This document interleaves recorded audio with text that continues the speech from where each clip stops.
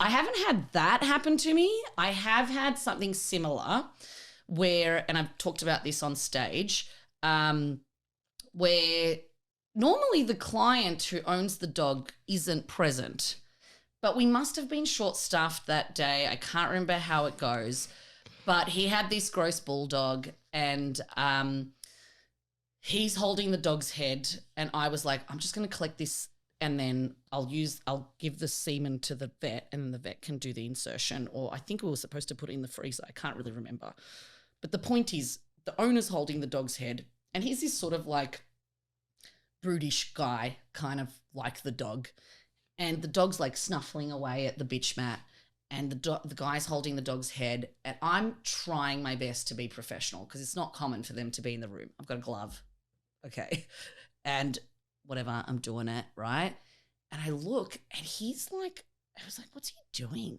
And he had what obviously was an erection in his pants, okay? So he's got this fucking hard on and to make it, like hide it at least. But he made it worse. He thought I wasn't going to be able to tell. Like, it's horrible.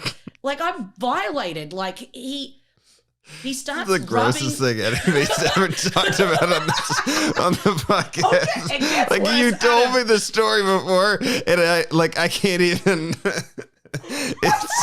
it's so bad. No, it gets worse because I see the pants and I was like, okay, just ignore it. It's just fucking hurry up, dog. Like, you just want it to finish. And you see him like, I can't even act it out. He's like basically gyrating on the edge of the table. He's rubbing his pants on the edge of the table to, I assume, give himself some relief. So he's turned on by the dog getting ejaculated. And, and he's just like rubbing his dick pants. The sponsor for this episode is so uncomfortable. Like in hindsight, you're gonna tell later. That will make sense.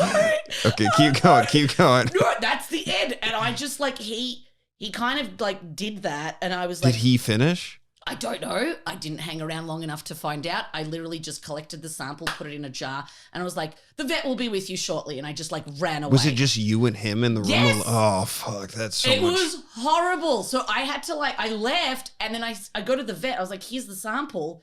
The guy's still in there. I don't even know if at this point he has pants on, right?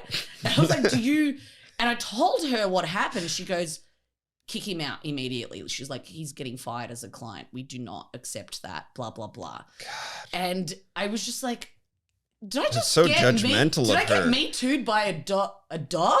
Like, is this, like, what happened? God. And so I had to turn it into a bit, right? And that similar story had happened to somebody else that I'd interviewed. And I was like, is this the same guy? Like, is this what's happened? Was it? I don't know. It was a different time. That would be one case where using the names would be probably useful. good. Yeah. Yeah. So, but like so I turned it into a bit where I was like, because people are horrified when they hear this story. And I was like, how do you think I felt? Like, do I stop? Do I do them at the same time? Yeah. You know, like they don't teach you that shit in vet school. Yeah. So it's my promotion. What would you have done if he just like dropped his pants? I would have started jerking him off. No. No. I would have been like, hey, bro, you want to finish your dog and yourself off? I'm going to go in the coffee room. Like, what else are you supposed? I don't know. But This is a good moment for if any listeners want to comment as to what they would do in that situation. What would I do? I don't fucking know. But we fired him as a client and I don't know. I don't even know if there was a bitch for us to put the semen into now that I think about it. Like, was he just coming off? Thing. I don't know. Was he just coming to have his dog jerked off so he can finish himself off? Like, who gets aroused by that? So look, everyone, spay and neuter your pets. I don't have to jerk them off. Thank you. Yes. So as you can tell by that story, this is why we came up with the podcast. Yeah. Because everyone has a fucked up story.